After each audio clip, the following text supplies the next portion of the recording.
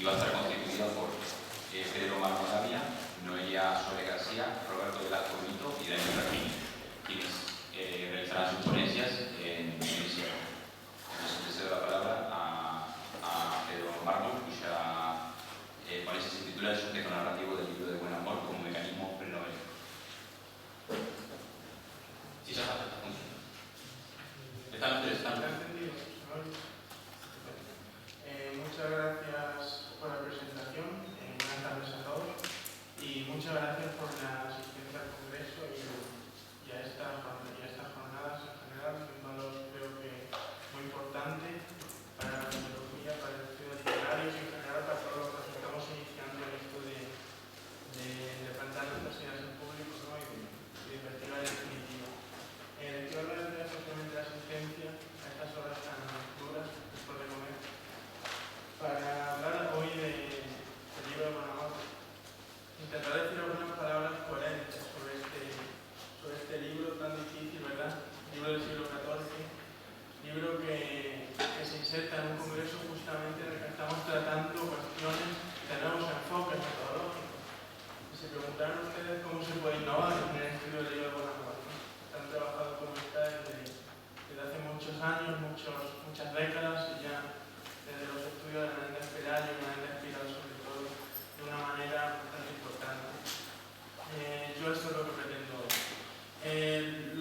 Lo que hago en un primer momento es sencillamente partir de la idea que me parece un tanto obvia, aunque a veces se deseche, de que la novela española, en la literatura española, quiero decir, no nace del más absoluto vacío. Es decir, lo que parece que la novela española nace de unos orígenes bastante concretos que se pueden rastrear. La novela española muchas veces se ha situado su primer eslabón o bien en el Lazarillo, o más ampliamente la picaresca, o bien en el Quijote, dependiendo de los enfoques de cada crítico, los enfoques correspondientes. Desde ahí, la novela en la literatura española fue evolucionada hasta hoy, ¿verdad?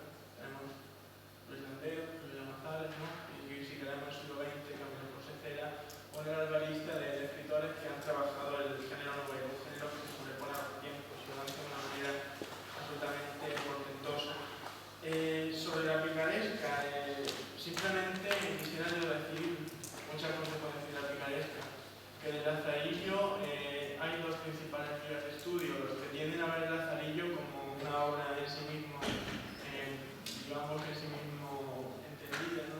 Una obra que ya se estudia en su especificidad, esta es la línea, por ejemplo, de Francisco Rico, mientras que otros, por el contrario, tienden a verla insertada en la picaresca y solo le encuentran sentido una vez que se traza su relación con la picaresca, como Comanda Alfarache y otras obras en la línea, como es el caso de Meyer y Miñema. No vamos a debatir aquí si la primera novela es el Lazarillo, el Quijote o si quieren otra. Lo que vamos a indagar en lo que hay antes de esa novela, de ese inicio de la novela.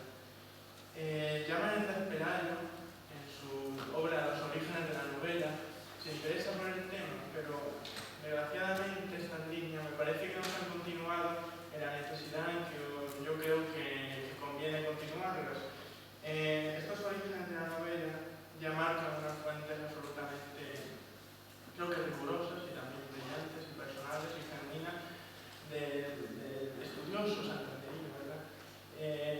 Que hoy, por desgracia, no creo yo que tenga una continuación clara. Sí que hay algunas obras que se dedican a estudiar el origen de la novela y destaco en esta línea una obra de Raquel Gutiérrez Sebastián y Borja Rodríguez Gutiérrez que se llama Orígenes de la novela, dos puntos de estudio.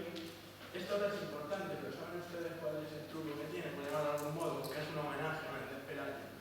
Digamos que yo no sé si por la divinización a la que está sometido el pensamiento de Menéndez Pelayo, o quizá por un miedo a retocar lo que consideramos mítico casi. La realidad es que el origen de la novela española todavía creo que siguen ahí bastante vírgenes, bastante intactos para que, si quieren, indagar en ellos. Yo, como punto de partida para mi ponencia, les hablo sencillamente de una obra que tuve la suerte de leer hace un tiempo, se llama La narrativa medieval, dos puntos, Los orígenes de la novela, su autor es Joaquín Rubio Tobar, y en esta obra es muy llamativa porque es un manual de 96 páginas, una cosa breve, que si uno lo lee lo que intenta es dar una visión bastante didáctica, bastante de la literatura, sobre la narrativa, sobre la época medieval y sus lindes con lo que sería la novela, ¿verdad? Y ahí llama la atención que no haga ni una sola mención al libro de Bonamor, por ejemplo, o nada que tenga que ver con la maestra de crecía, que yo creo que ampliamente se podría situar en esa línea. Es un libro que trata justamente de ser claro, de ser sucinto, de recoger todas las materiales posibles y no dice nada al respecto, lo cual es bastante llamativo. Pero no crean ustedes que yo hablo sobre el vacío, que digo disparates. Ya Menéndez Pelayo en 1905, en sus orígenes de la novela, y se habla muy brevemente del libro de Bonamor. Dedico unas páginas muy breves, muy interesantes, sobre la posibilidad de que el libro de Bonamor se relacione con los orígenes de la novela. Y de la bibliografía contemporánea, yo quisiera destacar dos obras a las que les debo mucho. La primera obra es la de su autor, Juan Ignacio Carreras, un teórico que me parece fundamental sobre la teoría literaria en general y en particular esta obra suya se llama La estructura narrativa del libro de Bonamor. Ahí ya relaciona el libro de Bonamor con la novela y llega, yo creo, en cierta medida a pasarse, ¿no? Porque llega a decir que el libro de Bonamor es una novela. Yo no sé si llega tanto, pero sí que desde luego hay que vincularla con ella. Y sobre todo quiero destacar otro libro, al cual le debo bastante desde los inicios de mi indagación en estos temas, que es de un grandísimo cervantista como es Juan Bautista de Vallearce, que tiene un libro que se llama Las novelas y sus narradores. En este libro es donde incluye al libro de Bonamor en la historia de la novela. En este libro se dedica a Vallearce a realizar un recorrido por la narrativa española, por la novela española más bien, y en general por la novela occidental. Y en este recorrido, que parte de la antigüedad clásica y llega hasta el siglo XX, este recorrido incluye el libro de Bonamor. Después retomaremos a Vallearce para decir algunas cosas sobre lo que él indica. De inicio, y antes de defender desde estas nubes hasta el libro de Bonamor, quisiera yo destacar una apreciación previa sobre qué es la novela. Desde luego es una apreciación como mera hipótesis de trabajo. Al que es la novela podría definirse de infinitas ópticas, de infinitos modos, y su contenido podría ser muy distinto. Yo simplemente destaco aquí una apreciación de Óscar Tarca, de un libro que se llama La voz de la novela, publicado por la editorial Redos, en el que dice lo siguiente. Me parece que es unas palabras que no tienen ningún desperdicio. Dice: toda narración es un misterio, su forma privilegiada es sin duda la novela, pero ella, más que espejo, es espejismo. Por eso no basta con decir que la novela está en su texto y en las cantidades que se instauran, como si se tratase de una clave unívoca de signos. A la pregunta ¿qué es?, nos sentimos tentados de responder de manera positiva.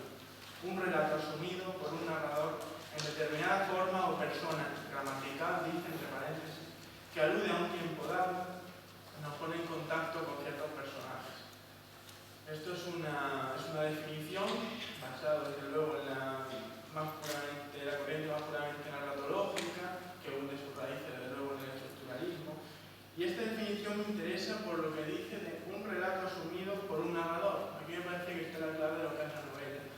Dice Tarca que es un relato asumido por un narrador, y añadiría yo que un relato asumido en extenso, porque la novela se caracteriza justamente por mantener un narrador en extensión, es decir, a lo largo de una cantidad de páginas, si quieren, o de líneas notable. Pero claro, esta cantidad la podemos delimitar de muchos modos. Yo en este sentido quisiera traer una definición que da Forster en el siglo XX, un gran crítico. Forster dice que una novela es un texto que tiene como mínimo 50.000 palabras. Yo no creo que haya que llegar a extremos tan grandes, ¿no? tan limitativos, ¿no? Pero sí que hay una conciencia de que una novela es un texto largo, y este narrador, desde luego, que tiene que tener una continuidad. Si no hablamos de otra cosa, hablamos de los cuentos de Julio Cortázar, o hablamos de Bestiario, hablamos de Allan Poe, o de cualquier otro tipo de narrador de cuentos extraordinarios. El libro de Bonamor, como saben, tiene 1728 coplas. Bueno, esto varía según las ediciones. Yo creo que es una edición de Blecua de Cátedra que me parece una de las más fiables, si no la que más. Y en esta cantidad es bastante llamativo que haya un mismo narrador que pueda sostener la narración durante tantísimas coplas, tantísimas páginas y tantísimos pasajes narrativos. Porque yo, Bonamor, pienso ante todo es una narración extensa. Para comenzar, yo quisiera aludir en este viaje por el libro de Bonamor, en estos minutos que me restan, yo quisiera quisiera añadir que en un primer momento se ha visto como un engranaje autobiográfico. Los primeros estudios sobre el buen amor, en los que yo personalmente marco como un clave, bueno, yo y cualquier definición bibliográfica marca como primero eslabones clave las percepciones o las intervenciones de Américo Castro, María Rosa Riva de Marquial y Francisco Rico. Estos destacan los dos primeros con claridad que el libro de buen amor es una autobiografía. Y el tercero, Francisco Rico, lo dice en un primer momento y luego varía. Conforme pasa el tiempo, dice que bueno, que no tiene la culpa de hacer creer que el libro de buen amor es una autobiografía cuando no es. En realidad es que estos tres críticos ven lo que es la autobiografía y desde luego lo ven porque se produce una triple asociación en el libro de buen amor entre autor, narrador y protagonista. Es decir, se daría aparentemente lo que se llama pacto autobiográfico, definido por Philippe de Gene, en base a los trabajos de Genet. Genet habla de narrador autodiegético y esta tríada de elementos se combinaría en el libro de buen amor. Esto en el texto aparece en dos estrofas bastante precisas, que les traigo aquí primero porque es importante no perder nunca de vista el texto y en segundo lugar porque han sido muy destacadas por la crítica cuando han hablado de autobiografía en el libro de buen amor. Son la copla 19 y la 575, insisto en la edición del Rey, porque esto es variable. Dice la 19. Porque de todo bien es comienzo de raíz la Virgen Santa María, por ende yo, Juan Roiz, arcipreste de Ita, de ella primero fiz, cantar de sus gozos 7, casi diz. Aquí vendría yo, Juan Ruiz, arcipreste de Ita. Y la copla 575 es exactamente igual. Dice yo, Juan Ruiz, o Joan Ruiz, el sobredicho arcipreste de Ita, pero que mi corazón de trobar no se quita, nunca fallé tal dueña como a vos, amor finita, ni creo que la falle en toda esta coita. Es de manual, que es una primera persona que, en el texto, una primera persona que narra, todo lo que diga el narrador se corresponde con el autor, o lo hacemos nosotros, corresponde con el autor, y el narrador funciona como un puente entre ambas entidades, a nivel narratológico. Funciona como un espalda entre esos dos entidades, esas dos entidades. El problema es que en el libro de buen amor esto, digamos, que tiene trampa o tiene algún tipo de artificio. No es tan fácil como parece. El libro de buen amor lo que hace es que toma el autor al mismo, pero no lo toma el mismo para hablar de sí mismo, lo toma el mismo para hablar de otra cosa. Es decir, el autor lo que busca es producir significado desde su propia personalidad y de sus propias circunstancias. Les leo un breve pasaje del famoso prólogo en prosa, bastante claro. Dice, empero, porque es humanar cosa el pecar. Humanar cosa el pecar. Lo que hace Juan Ruiz en su obra es, ante todo, narrar desde la condición humana. Por eso tiene que hablar en primera persona, porque la primera persona es el mismo, es como humano. Es un yo que es general y incluyente, incluye a toda, digamos, a la humanidad por principio. Estamos evidentemente en un camino distinto que, por ejemplo, el problema de Neocid. En el problema de Neocid todo está entendido, todo es entendible, de acuerdo con intentar perfilar la figura del protagonista. Aquí no, aquí lo que ocurre es que el protagonista está puesto al servicio del mensaje literario, en general, de lo que es significado a través de la literatura. Y pienso yo, no nos pondrá esto en la estela de lo que hoy en día son las autoficciones. Manuel Alberca, en su famoso libro sobre el pacto ambiguo, la autoficción define esto, ¿no? Define la autoficción, la verdad, que Llamatas, otros tantos, de Javier Cercas, ¿no? Hablan de la... Javier Cercas, pero de Salamina, recordemos, Javier Cercas es el protagonista también. Es él en la ficción, pero claro, si es él en la ficción, deja de ser él, ¿no? Es él en la literatura, por lo cual ya no es él. Y pienso yo también, no sé el libro de buen amor, un buen ejemplo de este pacto ambiguo, porque el libro de buen amor no sabemos lo que... Evidentemente lo que es real y lo que no es real. Lo que está claro es que hay un servicio de uno mismo a expresar un mensaje y a expresar un mensaje literario. Porque esto es la literatura, la expresión de uno mismo. Entonces, realizamos, si se fijan, un ligero salto. Pasamos de lo que en un principio se denomina autobiografía a otra cosa, porque viene un interés por hablar de uno mismo. Hay un paso de la autobiografía a lo que la crítica luego ha llamado pseudo-autobiografía. Y esto no es en absoluto una cosa sin importancia, y una gran importancia, porque en este paso justamente se encuentran obras como la de Memorias de Adriano, de Marguerite Yourcenar, o el mismo Lazarillo. Si se dan cuenta, lo que pasa es que pasamos de una apariencia autodiegética a una realidad homodiegética. Es decir, se rompe el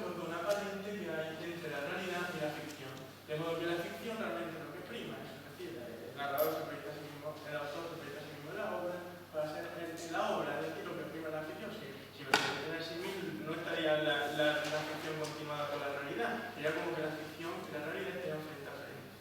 Y el lazo es muy difícil de definir. Yo en ese sentido hablo del libro de Buen Amor y hablo del gran manejo que el autor tiene de generar la distinción entre forma y contenido, lo que el formalista ruso, el Lorsky en concreto, llama la diferencia entre fábula y sujet. El primer concepto responde a la estructura virtual de la obra y el segundo al contenido de la misma. Lo que en el libro de Buen Amor pienso lo que es un manejo muy consciente del narrador para producir cierto significado, como les vengo diciendo, y este manejo del narrador tiene que ver, como les digo, y sacamos ya el concepto aquí a pasear, el concepto de mentira. Juan Ruiz sabe que la única manera de decir las verdades es a través de las mentiras. Es decir, y la mentira es entendido como el acto de creación literaria. Se crea a través de la mentira y la mentira es la que dice. Esto en el siglo de oro tiene una potencia absoluta y hoy en día les quiero traer aquí el famoso ensayo de Vargas Llosa, ¿no? La verdad de las mentiras, publicado hace bastantes décadas, Siriza y Vargas Llosa. En efecto, las novelas mienten, no pueden hacer otra cosa. Pero esa solo es una parte de la historia. La otra es que expresan una curiosa verdad, que solo puede expresarse disimulada y encubierta, disfrazada de lo que no es. Ya Juan Ruiz, pienso yo, en pleno siglo XIV se da cuenta de esto, de este manejar el narrador, según lo que quiero decir, y manejarlo por extenso. Esa es la diferencia, manejarlo por extenso. No es un cuento, son 1728 estrofas puestas de una manera coherente, con un narrador coherente consigo mismo. Que es todo lo complejo que ustedes quieran, estamos en los orígenes, claro, y tiene todos los problemas también que quieran ver. Hay mucho de malajustes a veces, se van, pero en general yo creo que parte de esta idea. Y esto vuelvo, para ir acabando ya, porque el tiempo se va agotando, yo vuelvo con esto al libro de Avalle Arce. Avalle Arce se dedica en su libro a recorrer lo que él llama la figura del narrador infidente. ¿Y qué dice Avalle Arce que es el narrador infidente? Es el narrador que es empleado por el autor, con un autor que es consciente de que hay un narrador de por medio. Es decir, el autor que sabe que entre el lector y él está el mensaje, pero también está la figura del narrador. Y lo maneja a su gusto. Recordemos el principio del Quijote, de cuyo nombre no quiero acordarme. Ahí ya partimos de un narrador que sabemos que no nos va a decir todo lo que sabe. Partimos de un narrador que es manipulado por Cervantes magistralmente. Yo creo que siglos antes ya Juan Ruiz interviene en esta óptica que digo, en esta óptica de conocer bien lo que es el narrador, de tener una conciencia de ese narrador absoluta. Destaco una cita de Avalle Arce que dice: no he venido a hacer historia literaria de ningún tipo, sino a acumular materiales para el estudio de la lenta maduración de la técnica del narrador infidente. Y en los siglos medios hispanos, el caso más egregio de este tipo de narrador nos lo brinda Juan Ruiz, arcipreste de Ita, con su complejo y acomplejante libro de Buen Amor. Y para ir acabando, yo de verdad que creo que el libro de Buen Amor tiene mucho más de novela de lo que pensamos. Pero esto no es decir que el libro de Buen Amor es una novela, no. Hay que rastrear qué de Lazarillo o qué, si quieren, de Henry James o de Joyce, ahí ya en el libro de Buen Amor, porque hay mucho. Y me parece que toda la crítica lo ha dejado de lado. Y bueno, y también, como digo, es que está por descubrir los orígenes de la novela. Está por descubrirlos aquí, pero está por descubrirlo, como digo, en el de Clerecía, en el de Juglaría, y si quieren también las mismas crónicas medievales. Ahí ya se destila un concepto de ficción que me parece que no está en absoluto trabajado. Son muchas los caminos que digo, pero en general yo creo que es una exploración abierta. Yo, para simplemente ir acabando, quiero destacar una cita de Avalle Arce, me parece clara. Simplemente unas pocas palabras dice: la novela moderna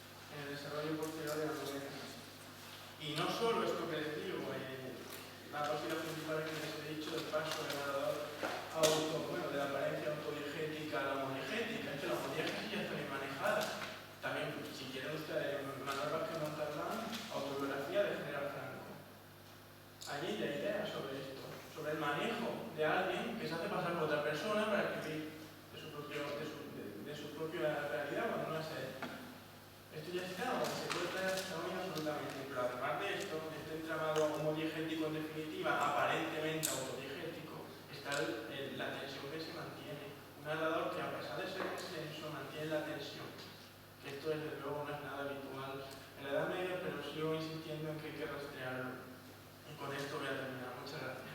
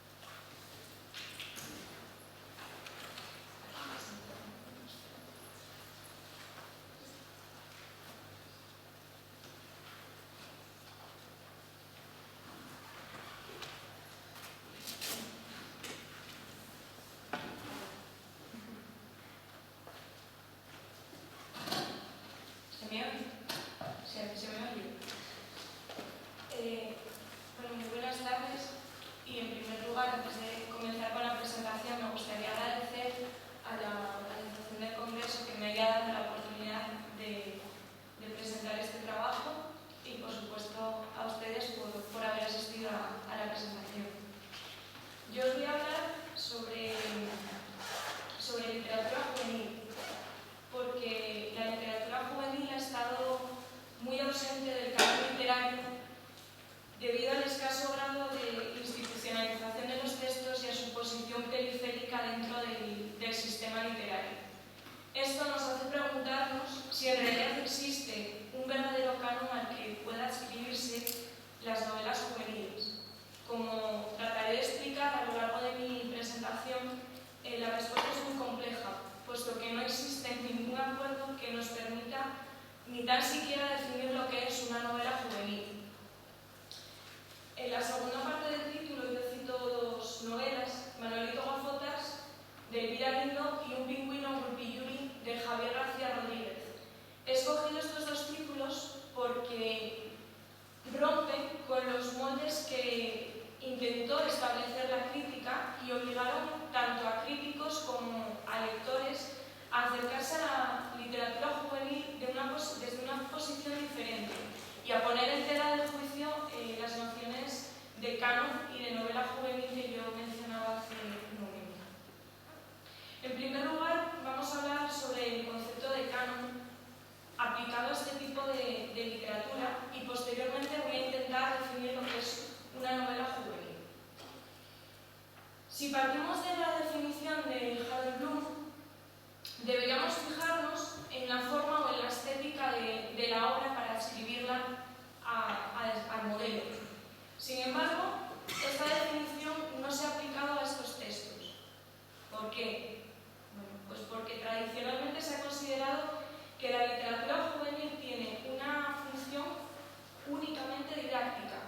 Incluso algunos críticos han llegado a decir que no es literatura, que simplemente son textos que transmiten conocimiento y no creaciones artísticas. Por otro lado, algunos críticos como Harris sostienen que sí que se puede aplicar este concepto a la literatura juvenil, pero sin olvidarnos del didactismo, y el canon en esta ocasión quedaría definido como una lista de libros que se estudian en los institutos y en las universidades.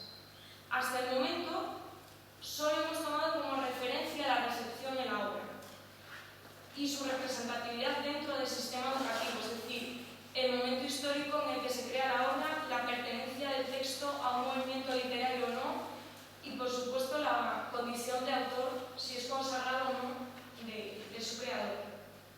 Sin embargo, seguimos sin ser capaces de definir lo que es una novela juvenil, ni siquiera de esbozar un arquetipo al que podamos ascribir este tipo de creaciones. Bien. El concepto de canon más acertado para definir estas creaciones es el conocido como canon pedagógico. Como podéis suponer, ha habido muchísimas propuestas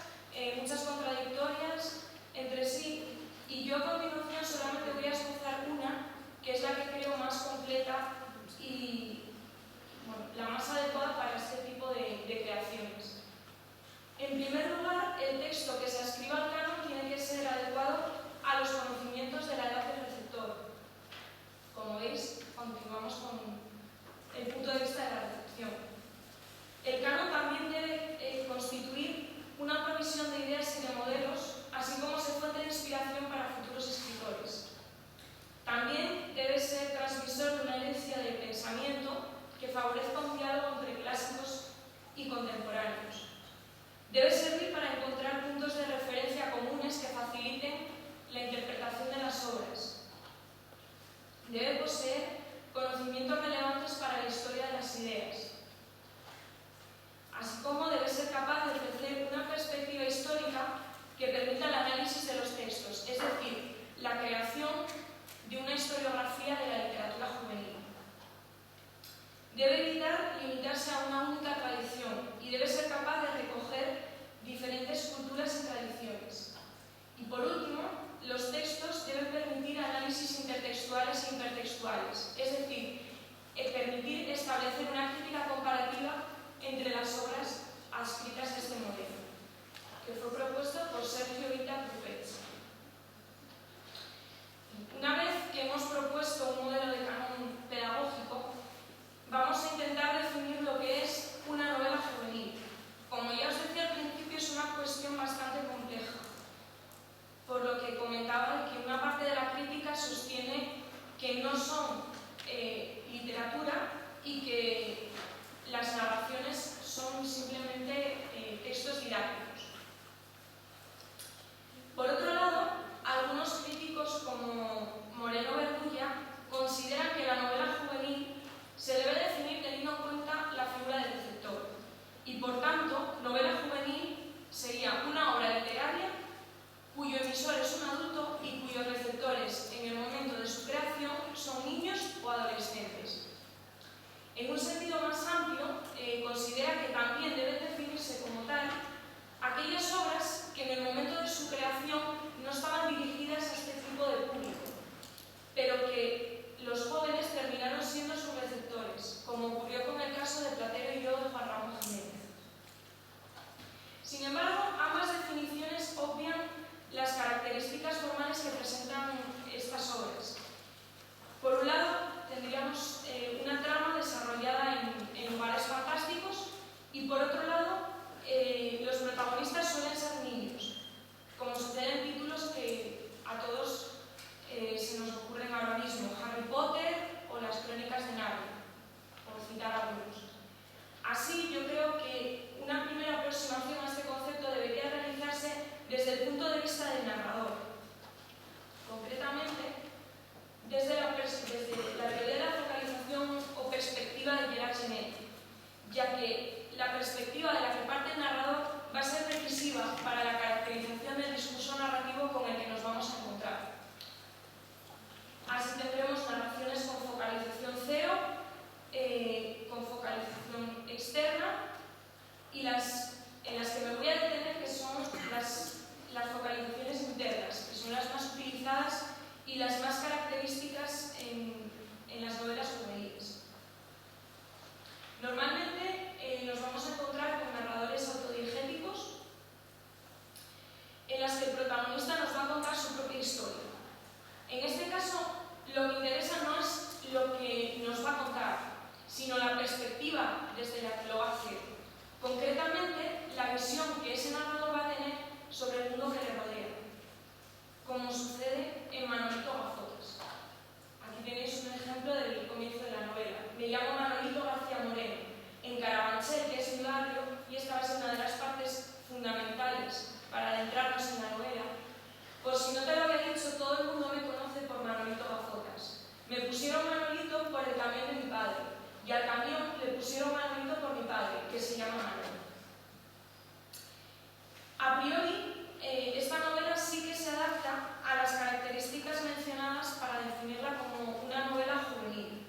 Sin embargo, en el momento de su publicación, vamos a partir de 1994, que es la fecha en la que aparece el primer título, y no de los relatos anteriores, la serie de Manolito Gazotas rompe con todo lo que hasta entonces estaba publicando como novela juvenil, porque introduce la corriente realista dentro de la narrativa juvenil española. Así, vamos a modificar espacios fantásticos como Narnia y los vamos a convertir en barrios periféricos como Carabanchel. A través de Manolito, el lector se va a centrar dentro del universo del propio Manolito, que está compuesto por su familia, que son los García Moreno, por la Santa Asunción, sus amigos y por el barrio de Carabanchel Alto. Su familia es el reflejo de la clase trabajadora de principios de los años 90, que vive, como digo, en un barrio periférico, carente de lujos y que dista mucho del ambiente del centro de Madrid. Estos dos factores son los que hacen que el lector pueda sentirse identificado directamente con el protagonista, así como con el resto de personajes y espacios en los que se va a ir desarrollando la trama. Otra de las características de la obra es la utilización del humor y de la ironía como elementos para rebajar la crítica social y la tensión que se va a producir en la obra. Porque tras todos los chistes, las metáforas, las ironías que va a pronunciar Manolito, nos encontramos con una fuerte crítica social que resalta el aislamiento que sufrían los barrios periféricos de Madrid a finales del siglo XX. También va a poner de manifiesto los graves problemas que conllevaba este aislamiento, como el abandono escolar, la drogadicción, la delincuencia y la peligrosidad de estos espacios. Así, podemos ver en este fragmento cómo esa ironía y ese humor va a rebajar la tensión de lo que realmente nos quiere transmitir el narrador. En mi barrio, que es Carabanchel, hay de todo. Hay una cárcel, autobuses, niños, presos, madres, drogadictos y panaderías, pero no hay cuernos para las pencas.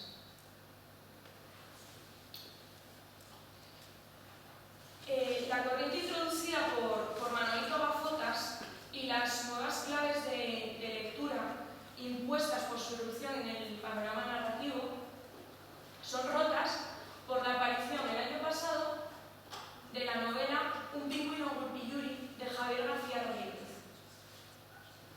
Nos vamos a encontrar, tal y como aparece en el subtítulo de la obra, con una novela juvenil posmoderna, en la que las nuevas tecnologías van a jugar un papel fundamental, desde la presencia de emoticonos y enlaces web en el texto, tal y como se puede observar en el siguiente fragmento. Puede verse completo en la página www.himnodelospingüinos.com. Tras transcribir ese himno de los pingüinos, introduce esta especie de aclaración. Y tienen un grupo de Facebook. Yo también canto el himno de los pingüinos. Y la cuenta de Twitter, @himnopingüino. Creo que también hay una entrada en la Pingüipedia. Y sé que lo ponen mucho en los 40 pingüipales.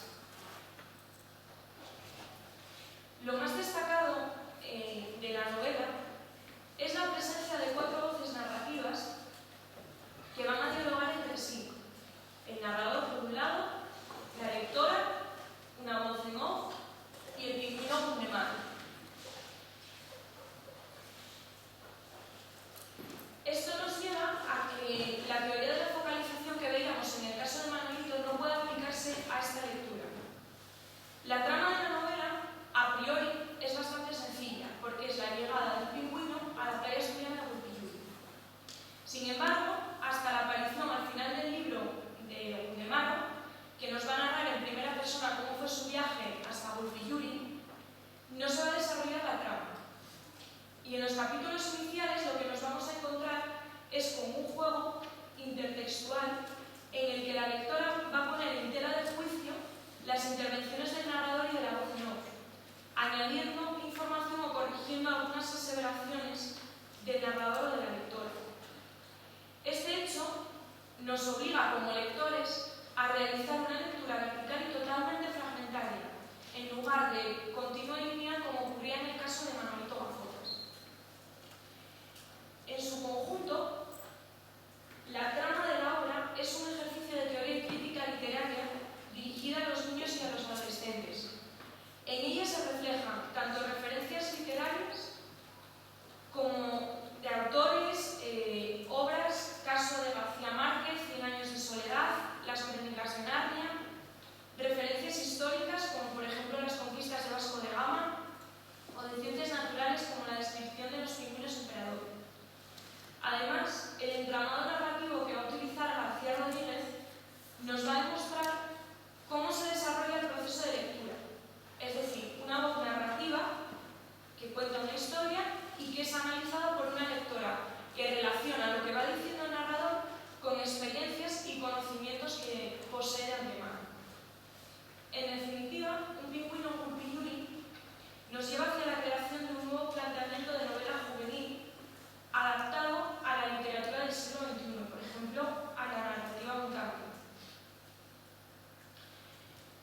conclusión, nos encontramos ante la necesidad de establecer un modelo canónico que nos ayude a clarificar todas las exigencias que traen estos nuevos textos y que no se adaptan al sistema que antes comentábamos.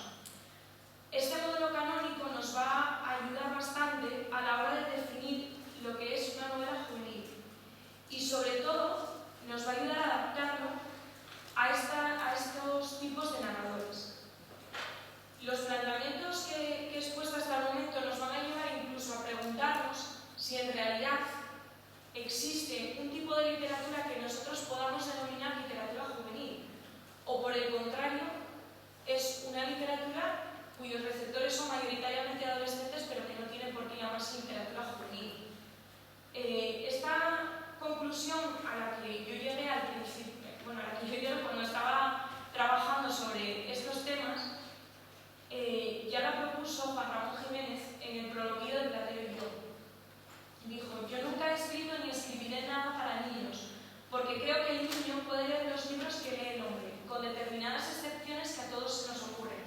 También habrá excepciones para hombres y para mujeres, etc. Muchas gracias.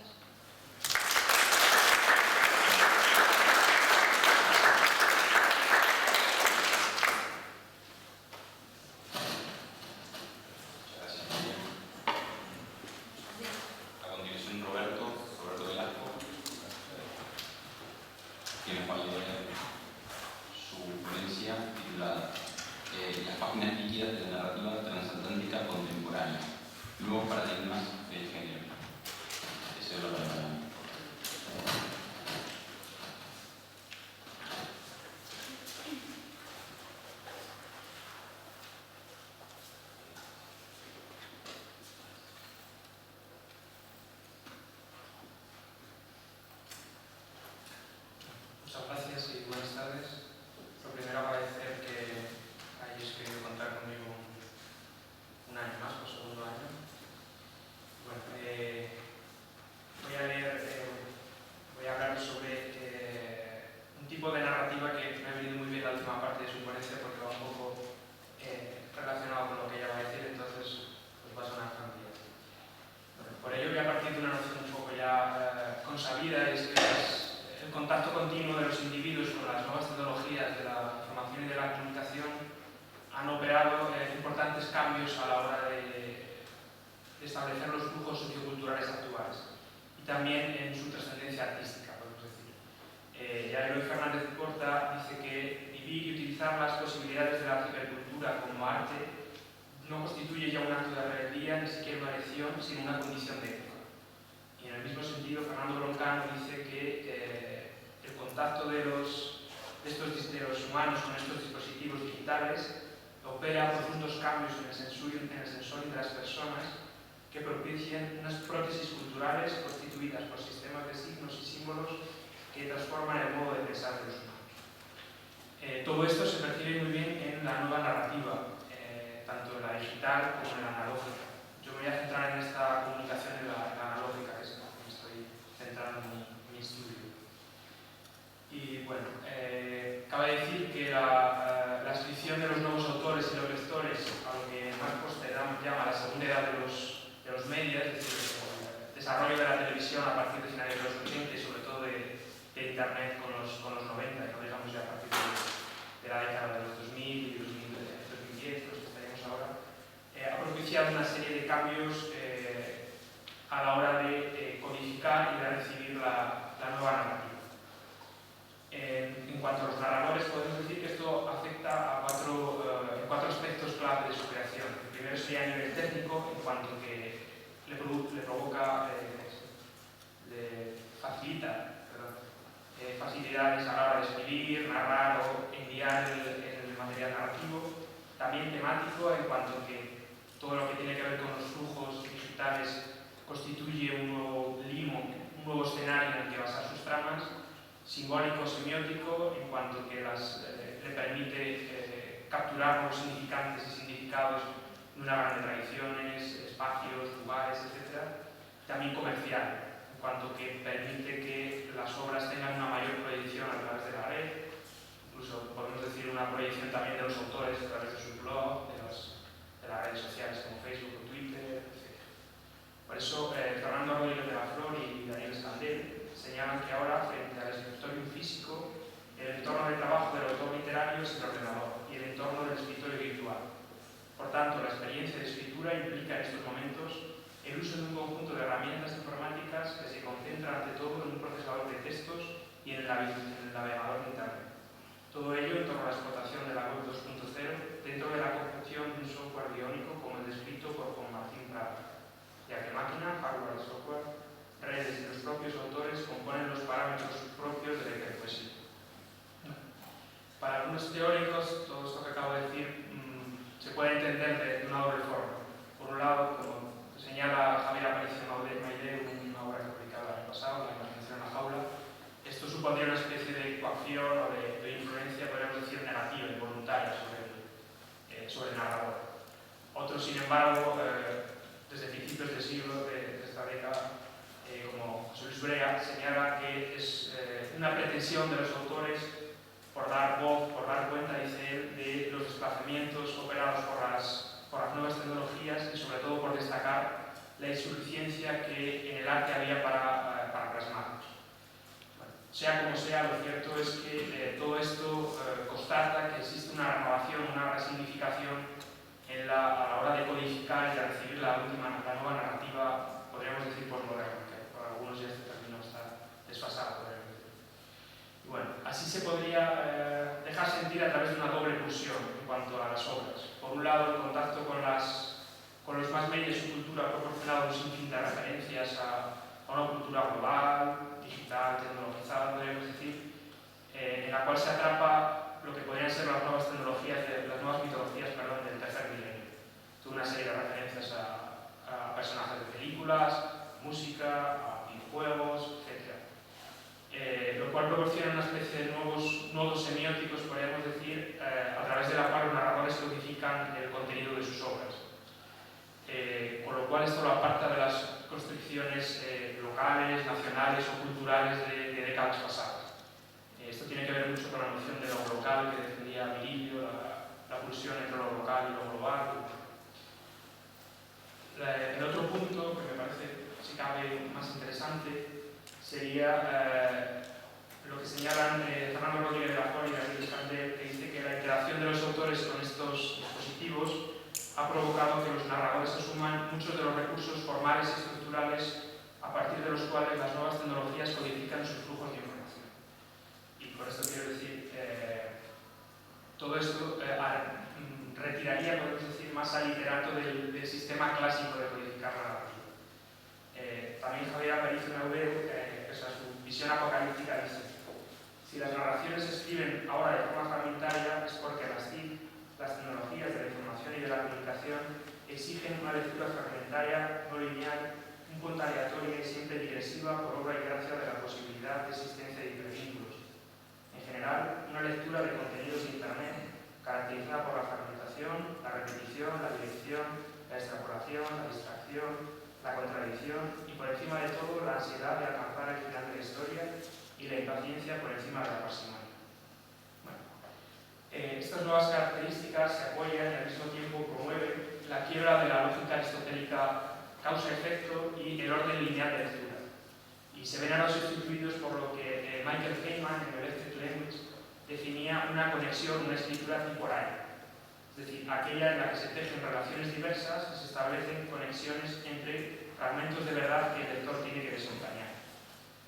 Así, frente a la linealidad, la causalidad y la unidad homogénea que anteriormente dotaba el autor, ahora se tiende hacia la descentralización o lo que Jara Calles denomina disolución de los discursos.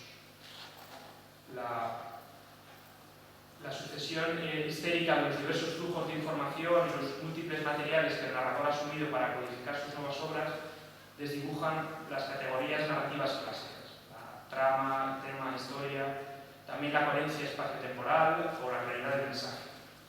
De esta forma aumentan exponencialmente las vinculaciones que el lector puede establecer entre los diferentes nodos semióticos que existen en la obra.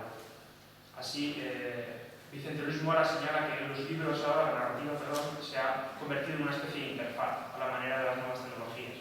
Un artefacto con la que el lector hay que interactuar o aprender en cierta manera su mecanismo para desentrañar su sentido. Él dice que la atención del lector ya no puede focalizarse o centrarse sobre un código escritural típico, una trama o una historia, sino que debería ascribirse a lo que Bourdieu denomina semionautas. En sus palabras, es inventores de recorridos dentro del paisaje cultural, nómadas recolectores de signos, traductores y ensambladores de las diferentes fórmulas, estructuras y recursos temáticos o culturales que conforman la obra.